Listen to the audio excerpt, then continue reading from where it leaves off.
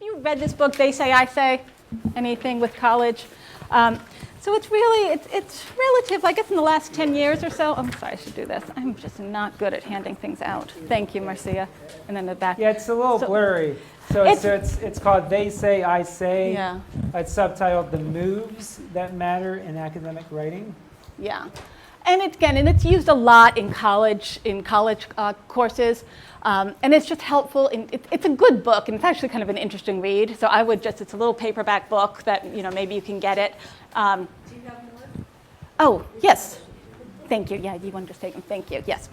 So what was I thinking with this? I was thinking, this is, okay, so I kind of gave you, what I wanted to do is just give you what in the world was talking about. And they're just things about, of ways to start sentences, ways that people make academic moves in academic writing, right? So you don't have to come up with, how do I start this sentence? It's a lot of, in conclusion. It's stuff you've already been doing, right? In conclusion, comma, blah, blah, blah, blah, blah.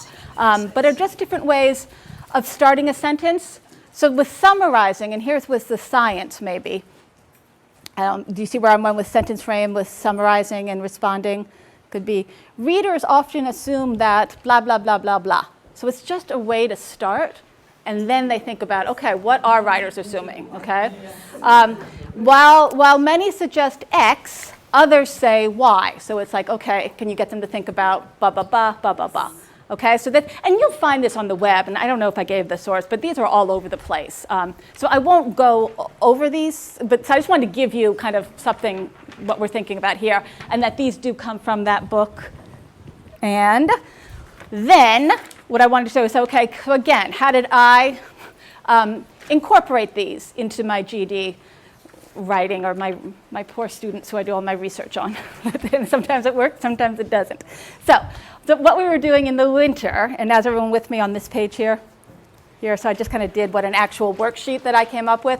What were we doing? Oh, to raise the minimum wage, to raise or not to raise, da, da, da. Okay, so we were reading about that, everything that's in the news, right? Practicing evaluating arguments, practicing writing arguments. And this just seemed to be a good way for me to pull in some of these templates. And I'm just going to read it. So the objectives of this lesson.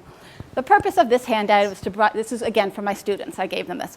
The purpose of this handout is to provide you with further discussion of the practice of summarizing and responding in academic writing, as well as to provide you with paragraph frames. As a class, we will read and discuss the introductory chapter of the text, They Say, I Say, which you can get online too. Again, you just Google and you'll just be amazed at what you can find. Then we'll look at a few templates that you may want to use as you answer the prompt in handout number 5, which is, I'm always repeating myself because they don't have everything with them all the time, which is fine. The authors of the 2 opinion pieces we read make different arguments about raising the minimum wage. The authors of the first opinion piece argue that the minimum wage should not be raised, while the authors of the second opinion piece argue that the minimum wage should be raised. Which do you agree with and why? So again, an idea of reading things and then thinking about how they're going to argue it. And then on the back here, and again, this lesson comes on a bunch of different other lessons, so I didn't just give them this out of the blue. It's, building on a whole bunch of other things. But something to start with, right? On the very back, it could, the general argument made by author X in his/her work, blah, blah, blah, is that blah, blah, blah. More specifically, X argues that da, da, da. In my view, X is wrong, right, because blah, blah, blah. More specifically, I believe that da, da, da. For example, bump. Although X might object that da, I maintain that ba. Therefore, I conclude bump. Okay, so again, these are not, it's something, it's a frame to work with. This isn't the most exciting thing, but once they can, it helps you scaffold their thinking too, right, to saying, okay, as a place to put it in.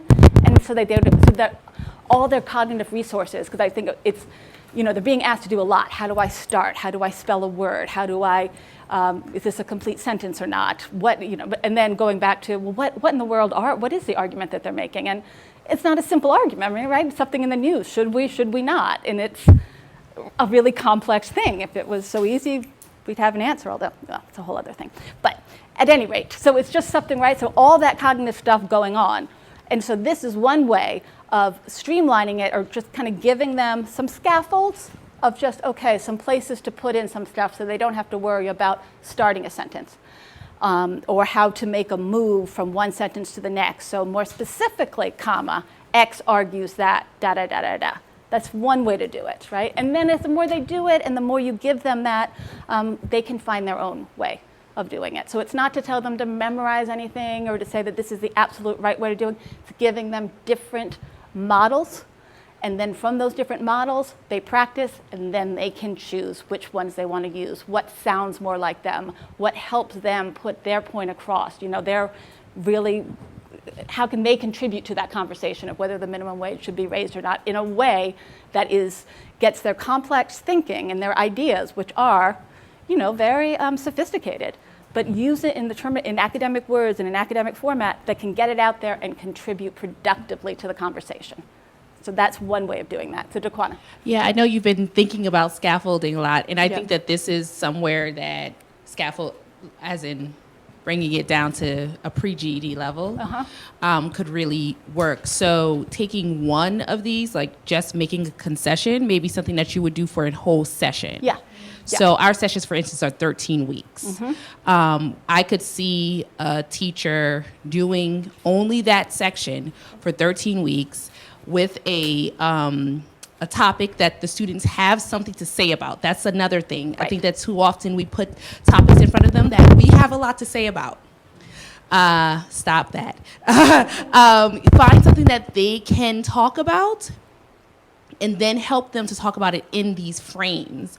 And so again, at the end of it, it is not that they will have a 2-page writing. They may only have 6 consistent sentences that match this model. And that is great for someone who may have difficulty usually putting together 3 coherent sentences. So those who are at my DOK training know that that's kind of a consistent piece. Is not that they can't do it. It's what are your expectations for what it looks like and the length of time you spend on that product and getting that product. Great point. Thank you, Daquana. Yeah. And so that too is, so what I'm bringing in here and going back to the changes in the GED, it really is college level and using books that have been used in the colleges for, I don't know, I think that one actually maybe came out in the 90s or so. The website, you know, if you just look at the, is it not in here? You know what? Okay, so it's right here, and I did not do a good job of sourcing things. On handout, so it says handout number 4, the whole thing with the framing. The very end there, it says for more about the use of effective sentence starters. If you just put in they say, I say, the moves that matter in academic writing, something will come up. And a lot of stuff has been done with it. So none of this stuff is something that I came up with at all. It's being done and has been done in college level settings all the time. So now it's trying to, how can we use it, put it into the GED in really good ways, but also in ways that maybe we need to scaffold or maybe really need to think about where our students are coming from and not to discourage them, but to say, okay, we want to get you here, you're here, but how can we get that in a way that's productive and that's respectful, academically respectful, intellectually respectful, which I think is the most important thing too. So yeah.